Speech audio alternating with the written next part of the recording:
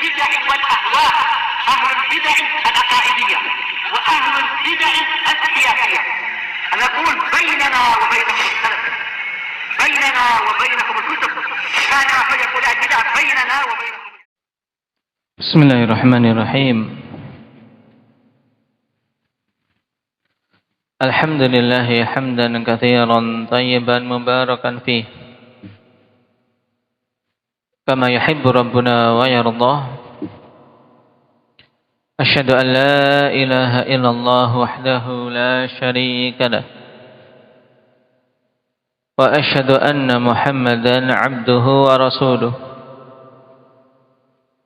صلى الله عليه وعلى آله وأصحابه ومن تبعهم بإحسان إلى يوم الدين.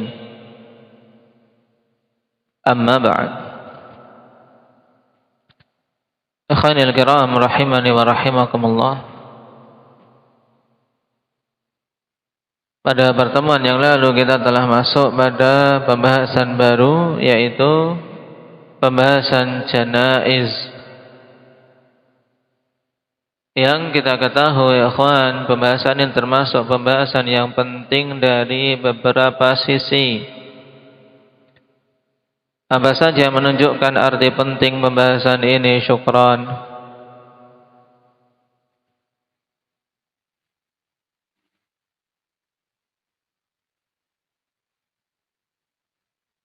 Baik, karena kebanyakan manusia jahil dalam perkara ini, berarti butuh para penuntut ilmu untuk betul-betul mengetahuinya agar bisa memberi tahu kepada manusia mana bimbingan dalam penyelenggaraan jenazah yang benar. Baik, yang lainnya apa? Indah Hanif.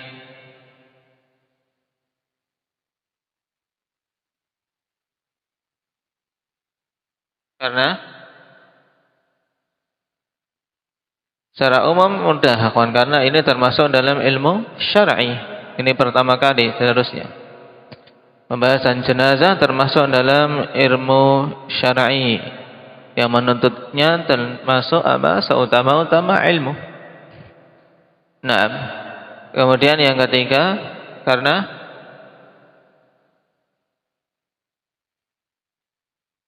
apa? Indak Hamzah Cirebon. Karena banyaknya kebid'ahan dan penyelisihan yang terjadi pada pembahasan janaiz, sehingga butuh kita mempelajari dengan baik hal tersebut.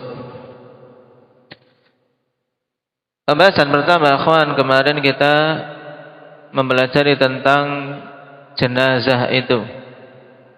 Kata na'am janaiz itu bentuk jamak dari apa? Hanafi.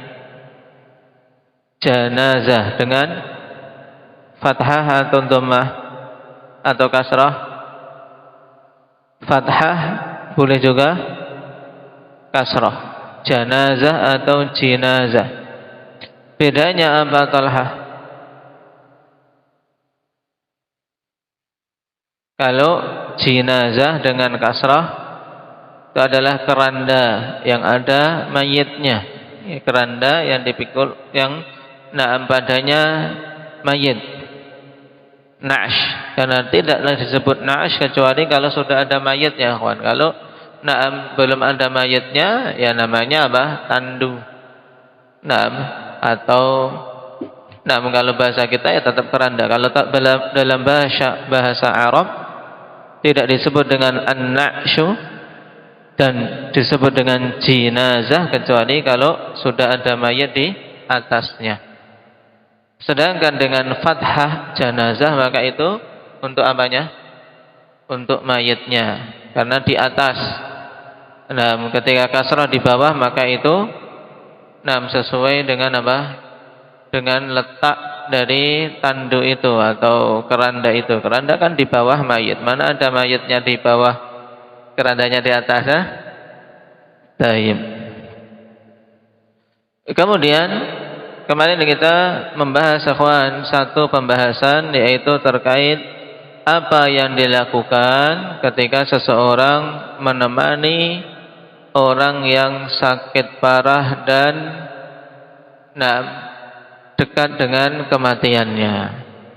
Tayyib, ada beberapa hal dan Imam As-Sa'di rahimahullah taala di sini hanya menyebutkan satu hal saja, yaitu apa? Indak Khadir mentalkin si sakit. Bagaimana cara mentalkinnya?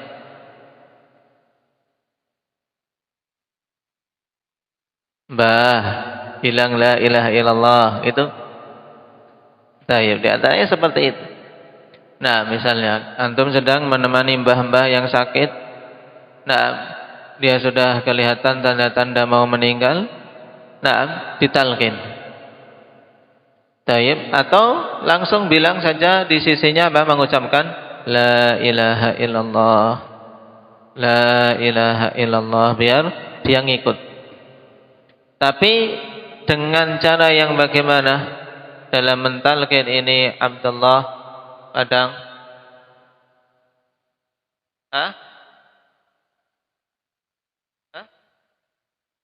Dengan suara yang kecil, ya enggak kedengaran. Suara kecil tapi nadanya kasar, nah ini juga enggak boleh. Dengan lembut, dengan rifq. Naam, tayyib, dengan lembut intinya, berupaya agar dia tidak jengkel. Kemudian juga tidak terlalu sering. Kalau sudah mengucapkan maka tidak perlu diulangi lagi, kecuali bagaimana Hamzah?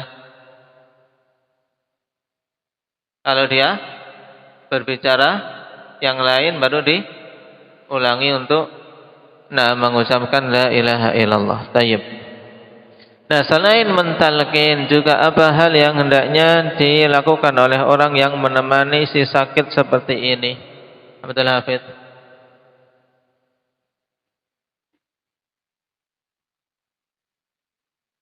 Memberikan nasihat apa? Untuk bertaubat. Terus yang lainnya apa?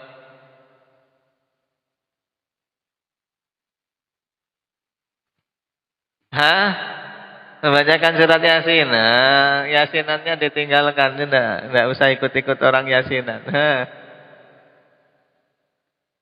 Artinya dhaif. Apa yang lain? Indah Akmal. Nasihati untuk bertobat. Terus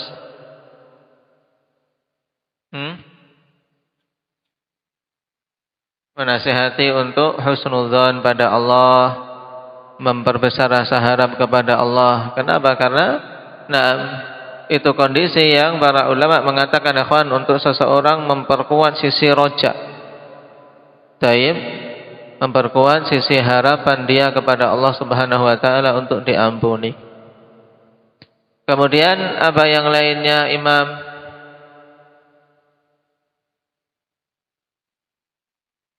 Apa? Yang keras. Melunasi hutang-hutangnya, diingatkan, punya hutang ndak, Mbah?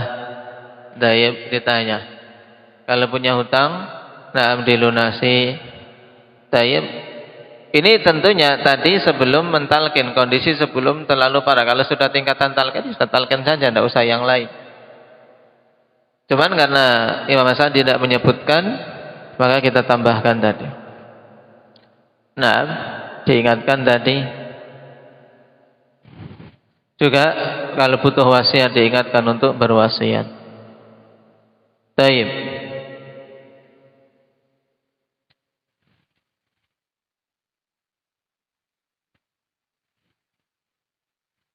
Sekarang kita masuk pada pembahasan berikutnya. Qala al-Imam Sa'di rahimahullahu ta'ala wa tajhizul mayyit. Tajhiz yaitu apa? Dengan mempersiapkan, dari jahaza yujahizu tajhizan. Yaitu mempersiapkan mayit untuk apa? Untuk bisa dikebumikan, bisa dikubur. bighaslihi wa takfinihi wa salati alaihi wa hamlihi wa daf'ihi, dengan memandikannya dan mengkafaninya serta menyolatinya dan memikul serta menguburkannya. Berarti ada beberapa hal yang masing-masingnya insyaallah akan kita lewati ya ikhwan, perincian tata caranya. Taib.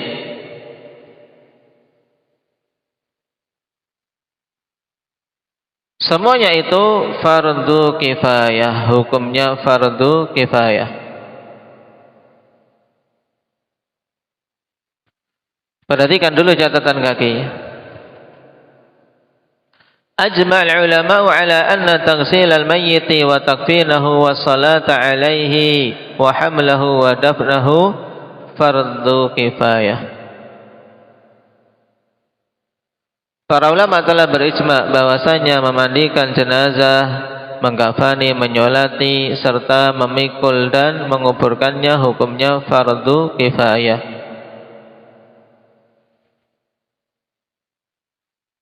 Taib. Dan dikarenakan Imam As-Sa'di rahimahullah ta'ala langsung membahas pada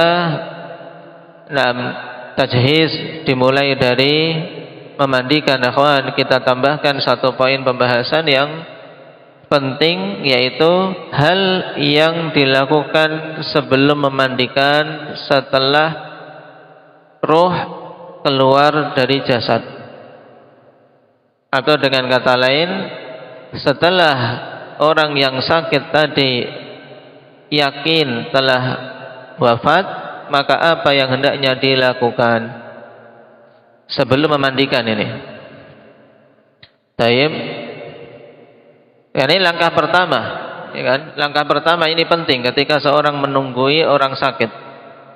Kalau si sakit sudah meninggal dan yakin telah meninggal, untuk menunjukkan dia betul-betul telah meninggal, ya ada tanda-tandanya. Dengan apa? Nadinya sudah tidak berdetak lagi, atau jantungnya sudah tidak berdetak lagi, tidak ada nafas, atau pada zaman sekarang, sudah apa? Sudah bisa dicek dengan alat.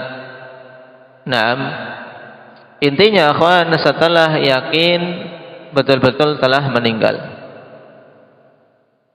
maka langkah yang hendaknya dilakukan pertama, ighmadu 'ainil mayyit,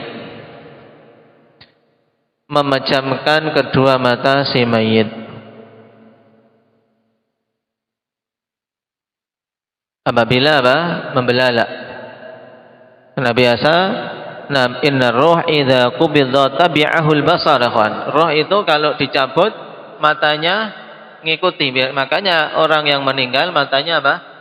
Biasanya matanya ke atas. Hitam-hitamnya. Taib.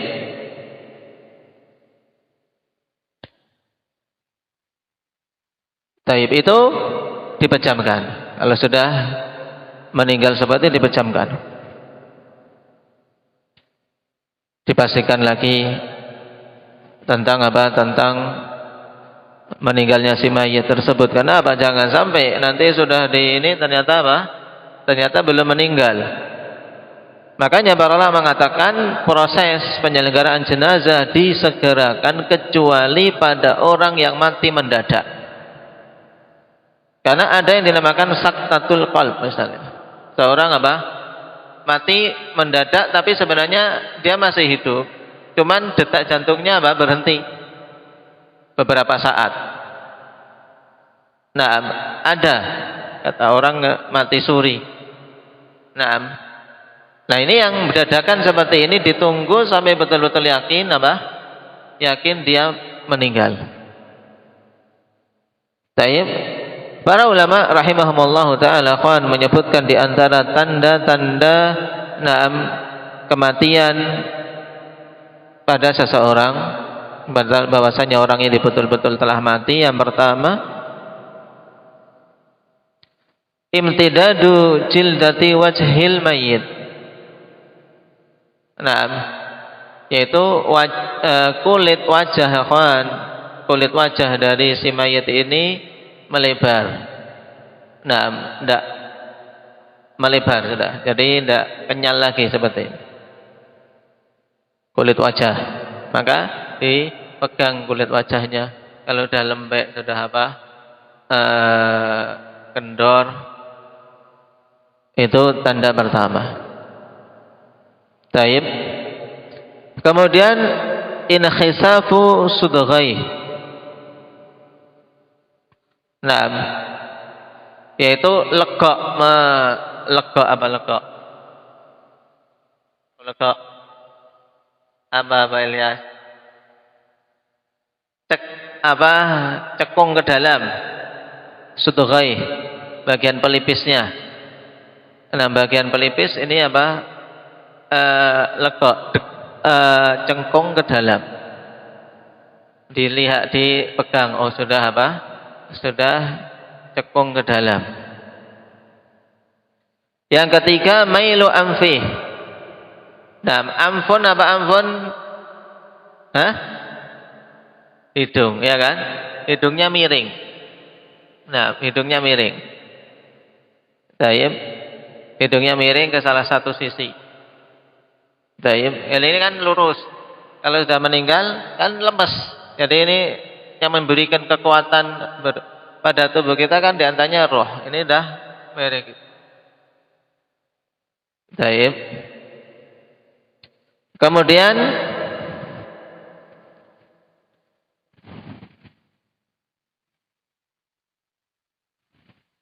wa anfisalu kaffaihi. Nah, wastirkha'u rijlaihi. Dilihat kedua telapak tangan. Nah, keple, tahu keple? Sudah tidak ada. Jadi sudah tidak ada kekuatan. Jadi sudah apa infisal? Keple bahasa Indonesia. Sudah lemas. Nah, kemudian istirkha rijlai, sama, hampir sama. Kakinya sudah apa? Jatuh. Kemudian kalau ini sulit, di antara tanda yang jelas akhwan, nah, yaitu taqallusu, nah, taib.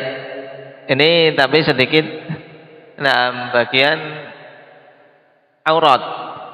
Tapi kalau butuh ngecek ya, nah, karena posisi untuk memastikan memastikan betul-betul meninggal atau tidak, ada masalah. Ini bagi laki-laki, nah, yaitu taqallusu khasiyah, yaitu biji pelirnya itu, nah, taib, ketarik ke atas. Kalau orang hidup, nah, biji pelirnya kan di bawah, ya kan? Ya, enggak Anim? Nah, pokoknya sudah. Tapi kalau meninggal itu ketarik ke atas. Antum kalau masih di bawah berarti masih hidup. Taib. Kemudian ma'tadalli jildi, bersamaan dengan kulitnya itu ke bawah. Karena apa? Biji pelirnya ke atas, kulitnya apa? Ke bawah, enggak ikut ke atas. Nah, enggak ikut ke atas. Jadi kulitnya, nah, ke bawah, biji pelirnya tarik ke atas. Itu diantara tanda-tanda yang disebutkan oleh para ulama. Kalau pada zaman sekarang biasanya juga dengan alat kedokteran dipastikan. Taib. Nah, kalau sudah itu tutup matanya. Nah, langkah kedua, kawan, ad-du'a lil mayyit inda taghmidih. Mendoakan kebaikan bagi si mayit ketika kita menutup kedua matanya. Nah, memejamkan, ya. Cara memejamkannya gimana? Caranya gimana? Ukasha? Ya, diusap dari atas. Nah, diusap, dipejamkan gini. Dari arah apa? Jidat, ya kan? Pakai tangan, diusap ke bawah, nanti kan memejam. Gitu. Nah, ketika memejamkan tersebut, berdoa dengan kebaikan bagi si mayit. Baik. Dalam hadis Ummu Salamah dalam Sahih Muslim, qalat dakhala Rasulullah sallallahu alaihi wasallam ala Abi Salamah wa qad shaqqa basaruhu fa aghmadah. Nah, Ummu Salamah mengatakan Nabi sallallahu alaihi wasallam masuk menemui Abu Salamah yang saat itu sudah wafat. Wa qad shaqqa basaruhu fa aghmadah. Nah, yaitu matanya membelalak mandang ke atas. Maka fa'aghmadah, Nabi kemudian memejamkan matanya. Tsumma qala inna ruha idza qubida tabi'ahu al-basar. Sungguhnya roh apabila dicabut maka pandangan matanya akan mengikutinya. Fadajja nasun min ahlihi faqala la tad'u ala anfusikum illa bi khair fa innal malaikata yu'minuna ala ma taqulun. Maka ketika mendengar itu ribut manusia di sekitar. Kemudian Rasul sallallahu alaihi wasallam mengatakan, jangan kalian mendoakan kejelekan atas diri kalian. Nah, doakanlah kebaikan. Karena sungguhnya para malaikat mengaminkan apa yang kalian ucapkan.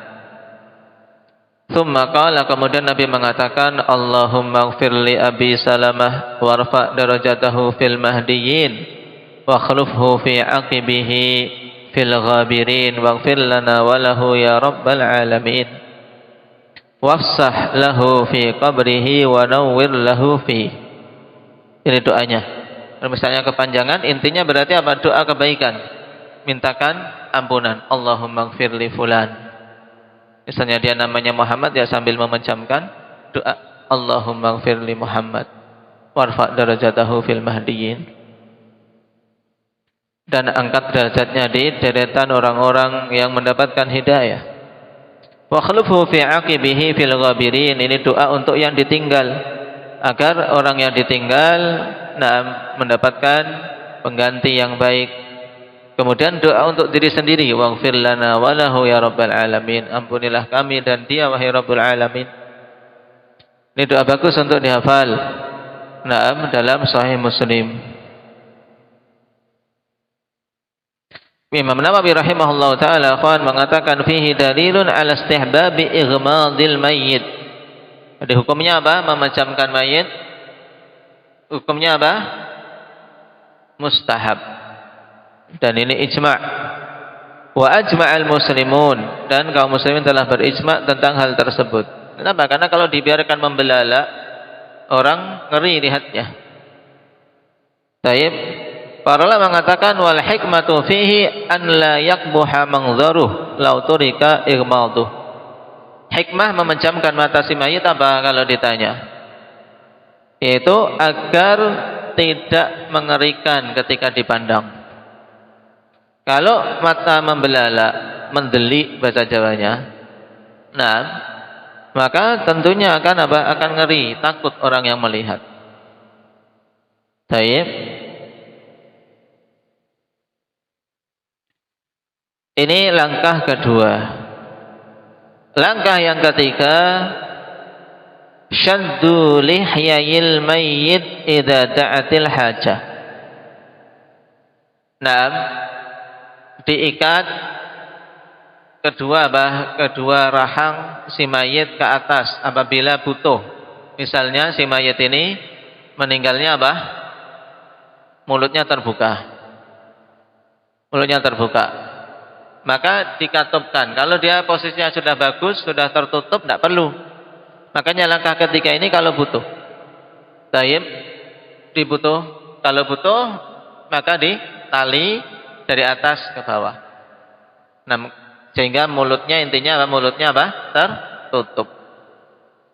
Taib. Dikatakan oleh Ibnu Qudamah rahimahullahu taala, wa yustahabbu shaddu lihyaihi bi isabatin 'aridah yurbituha min fawqi ra'sih. Ini Disunahkan untuk mengikat kedua rahangnya, nah, dengan apa? Dengan perban atau dengan kain mori. Nah, taib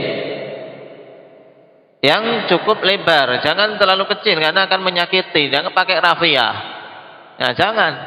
Atau pakai apa? Pakai kain senar, jangan. Yang lebar, ini yang lebar pakai kain. Nah, sehingga tidak menyakiti. Taib. Kemudian diikat dari apa? Dari atas kepala. Taib.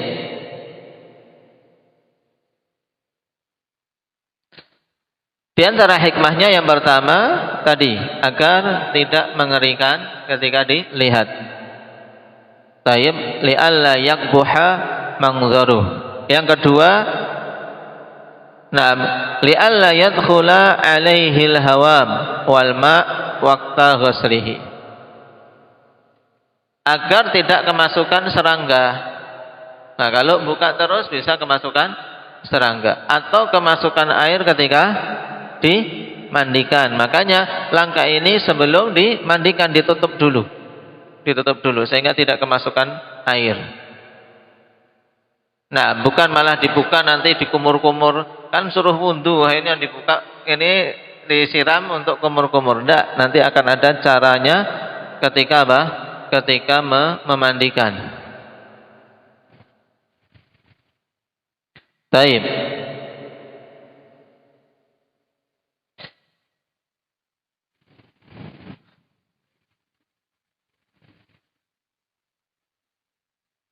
Dan perlu diketahui hal yang seperti ini memang tidak ada nas dalam hadis ikhwan, tapi tadi karena kita tahu hikmah untuk apa? Untuk tahsinul mayyit. Kita kan diperintahkan untuk memperbagus apa? Si mayit. Di antaranya yang pertama kali tentunya terkait jasadnya, jangan sampai kelihatan mengerikan. Kalau kafan saja kita sunnahkan untuk memperbagus kafan. Baik. Maka apalagi yang terkait jasadnya, selama tidak ada larangan. Maka kata Imam Al-Alama Al-Utsaimin rahimahullahu taala, syaddu lihya'il mayyit wa talyinu mafasidihi lam yarid fihi dalil wa innama dzakarahu al-fuqaha'u rahimahumullah li'anna fi syaddi lihyain hifdzal mayyit min baqa'i famihi maftuhan wa dar'an an tashwihi wajhihi, sehingga sesuai dengan tujuan syariat. Maka tidak dikatakan bid'ah yang seperti ini. Karena apa? Selaras dengan tujuan syariat. Baik, kata beliau, na'am, mengatupkan dengan menali, mengikat kedua rahang si mayit dan melunakkan sendi-sendinya, itu tidak datang dalil padanya. Hanyalah itu disebutkan oleh para fuqaha. Dikarenakan dengan apa? Dengan menutupkan rahang tersebut, menjaga mayit dari kondisi terus-menerus mulutnya terbuka, dan juga untuk mencegah buruknya rupa dia. Karena kalau posisi mulut terbuka kan orang lihat buruk. Kalau hidup saja, kawan, hidup saja kalian mangap terus, ngeri enggak? Ngeri enggak, Umar? Ngeri. Apalagi kalau mati. Baik. Kemudian langkah yang keempat, talyinu mafasilil mayyit. Melunakkan bagian apa? Sendi-sendi si mayit. Apa ini, Abdullah? Bagian sendi-sendi si mayit dilunakkan biar tidak kaku. Ini langkah pertama. Nah, taib, sebelum kaku maka dilunakkan. Taib. Caranya, kawan, misalnya tumaddu sa'iduhu ila 'adudihi thumma turad. Sa'id apa ini? Lengan bawah ditarik, dihamparkan dulu, kemudian ditekuk, kemudian dikembalikan. Taib, dilembutkan, digerakkan. Ini di awal kan belum kaku, ya kan? Sehingga dia posisinya bisa bisa diposisikan dengan posisi yang bagus.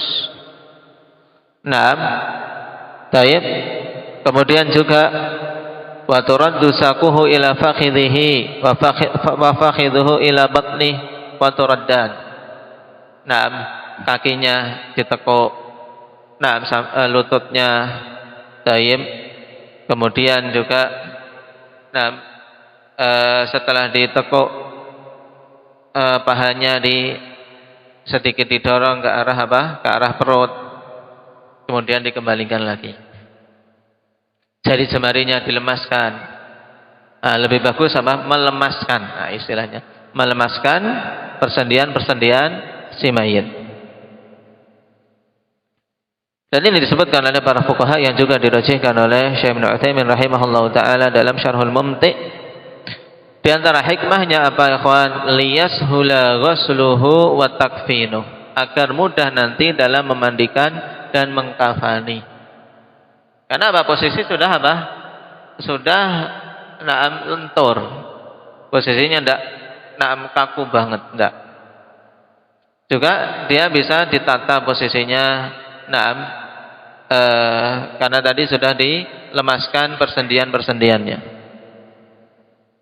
Nah, kalau sudah sampai langkah keempat, baru apa? Taghtiyatul mayyit bi thawbin yasturu jami'a badanih ba'da tajridihi min thiyabih. Nah, ini. Jadi, setelah dilenturkan tadi, ditutup. Ditutup dengan kain yang menutup semua jasad si mayit, tapi setelah pakaiannya dicopot. Setelah pakaiannya dicopot. Taib.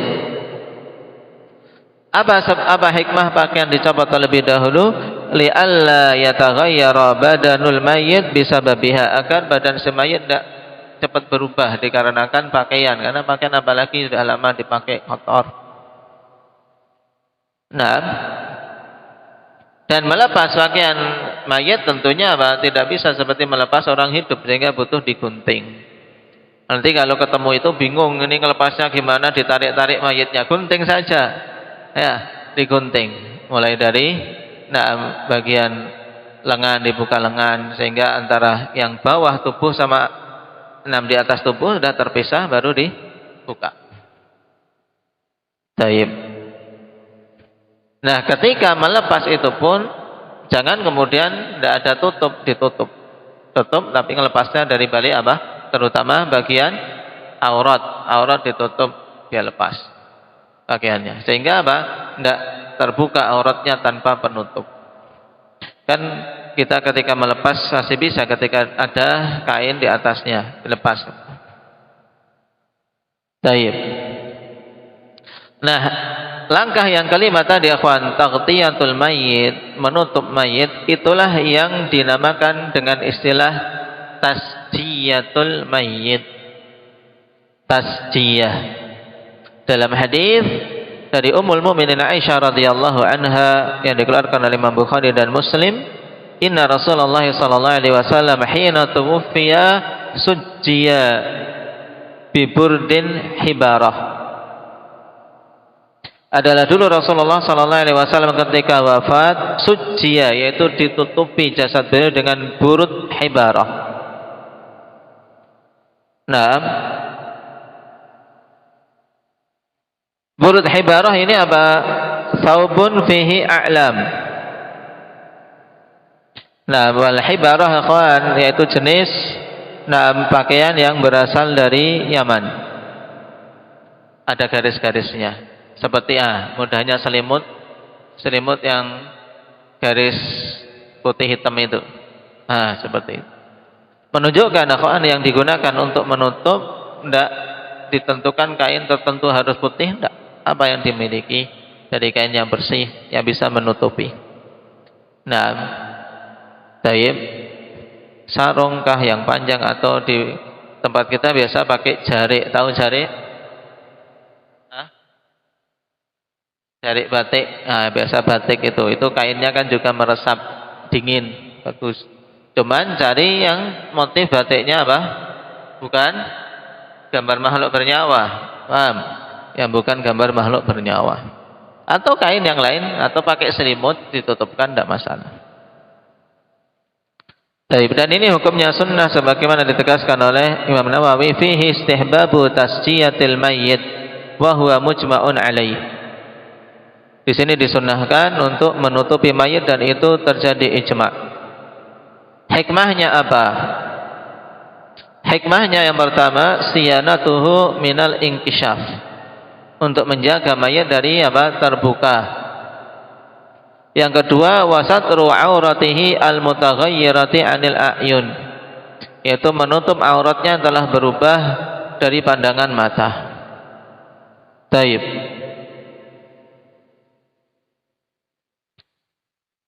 Langkah yang kelima ini, akhwan, dikecualikan satu jenis mayit. Siapa itu, Imam? Belum disebutkan. Syalbani menegaskan, hadza fi ghairi man mata muhriman. Dikecualikan satu, berarti siapa? Orang yang mati dalam keadaan berihram. Orang yang mati dalam keadaan berihram, akhwan, maka kepalanya tidak boleh ditutup, juga wajahnya, berarti otomatis, ya kan? Berarti nutupnya cuma sampai leher. Ini kalau yang mati muhrim dalam keadaan berihram, maka tidak ditutup kepalanya, sebagaimana dalam hadits Ibnu Abbas, wala tukhammiru ra'sah, kalian jangan menutup kepalanya. Sedangkan selain itu ditutup semua, dari ujung kepala sampai ujung jari kakinya. Ini istilahnya apa tadi dalam istilah fuqaha dan istilah dalam hadis? Langkah yang kelima namanya apa? Mujahid? Tasjiyatul mayyit. Nah, dari sajja. Kemudian langkah yang keenam, raf'ul mayyit 'anil ard. Mayit tadi diangkat dari lantai. Jangan sampai diletakkan di lantai, ikhwan. Diangkat, biasanya yang berlaku, yang banyak dilakukan, ya diletakkan di meja panjang. Nah, diletakkan di meja. Baik. Jangan di lantai. Hikmahnya apa, ikhwan? Nah, liyakuna ahfadzalah, sebagaimana dikatakan oleh Ibnu Qudamah, agar lebih terjaga. Kenapa? Karena kalau dia nempel di lantai, akhwan, itu lebih cepat membusuk, sehingga diangkat ke ranjang atau ke papan, atau di atas meja. Jangan dibiarkan di atas lantai secara langsung, apalagi di tanah langsung. Nah, ini sudah langkah awal sudah. Nah, kemudian langkah ketujuh, al-i'lam bimautil mayyit, memberitahu tentang kematian si mayit. Jadi itu langkah awal. Jangan sibuk memberitahu orang-orang dulu baru apa? Tadi belum ditutup matanya, keburu lama, keburu kaku, paham? Karena ini langkah awal, keadaan tubuhnya masih lentur. Makanya tadi langkah 1 sampai 6 itu di awal-awal. Kemudian baru langkah yang ketujuh, al-i'lam bil mautil mayyit, memberitahu tentang kematian mayit, yang diistilahkan dengan apa? An-na'yu. An-na'yu. Na'ah. Fi'ilnya na'a, na'yan masdarnya. Hal ini berdasarkan hadis tentang pemberitahuan Nabi SAW terkait wafatnya Najasyi. Dalam hadis Abi Hurairah di Sahihain, na'a Rasulullah SAW an-Najasyi sahibal Habasyah fi yaumil ladzi mata fi. Nabi memberitahu tentang kematian Najasyi, Raja Habasyah, pada hari beliau wafat. Makanya Nabi ketika ada seorang salihah meninggal, kok Nabi tidak diberitahu, Nabi menyesalkan hal itu. Nah, apalagi orang-orang dekat, saudara-saudara, diberitahu tentang apa meninggalnya si mayit lebih dahulu. Hadis dalam Sahihain dari Abi Hurairah tentang kisah seorang wanita yang biasa membersihkan masjid, kemudian dia mati. Nah, maka lama nggak kelihatan, atau kok nggak kelihatan hari itu, Nabi bertanya tentang dia, faqalu mat, dia telah meninggal. Maka Nabi mengatakan, afala kuntum adzantumuni bi, kenapa kalian tidak memberitahuku tentang meninggalnya? Dulluni ala qabri, nah beritahu aku tentang kuburnya. Dalam riwayat qabriha, kubur wanita tersebut. Ini menunjukkan akhwan, nah memberitahu meninggalnya mayit itu penting, apalagi orang-orang yang dekat, yang memiliki hak, yang memiliki mahabbah antar mereka. Taib. Adapun hadis tentang larangan na'i, karena Rasulullah sallallahu alaihi wasallam yanha 'anil na'i, adalah Rasul sallallahu alaihi wasallam melarang dari memberitahu kematian mayit, itu hadis yang lemah. Padanya perawi yang majhul dan terjadi inqita'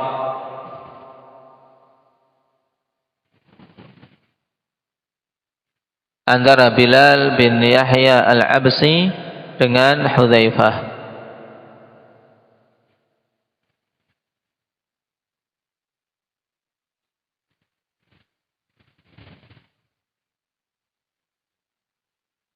Taib.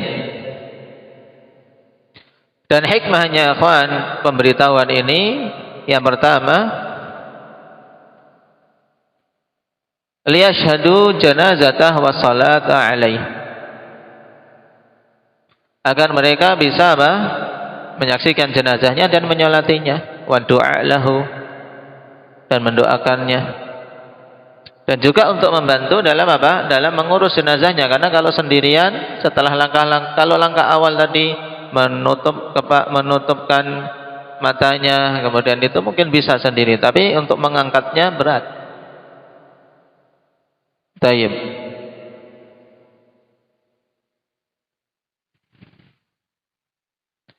Adapun memberitahu akhwan dengan cara yang padanya menunjukkan kebanggaan, disebut kemuliaan-kemuliaannya, dan sebagai bentuk apa?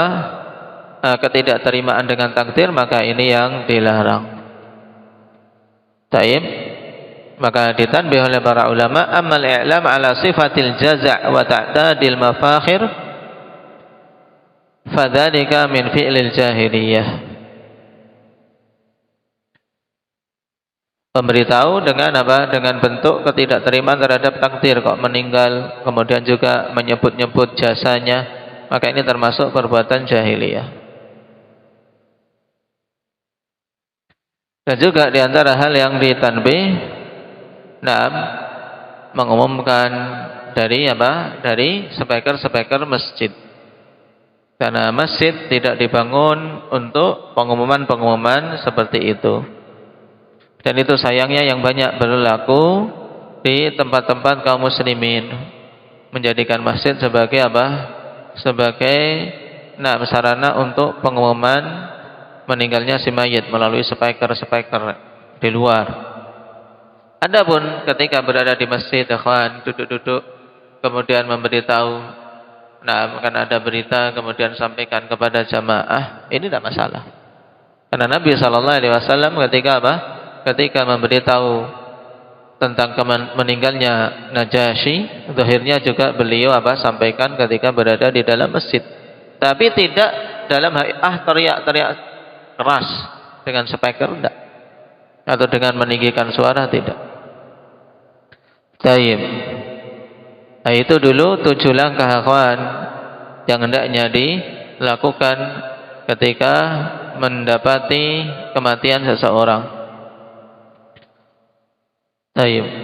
Nah, kita selesaikan saja sekalian, ada 11. 8. Ta'jilu tajhizil mayyit, yaitu menyegerakan untuk mengurus jenazahnya. Ini jelas, ya kawan. Berdasarkan keumuman hadis asri'u bil janazah, percepat dalam pengurusan jenazah. Kemudian yang ke-9, al-mubadarah bi qada'i dainil mayyit, bersegera untuk melunasi hutang-hutang si mayit. Yang ke-10, al-mubadaratu bi tanfidhi wasiyatil mayyit, bersegera untuk menunaikan wasiat mayit.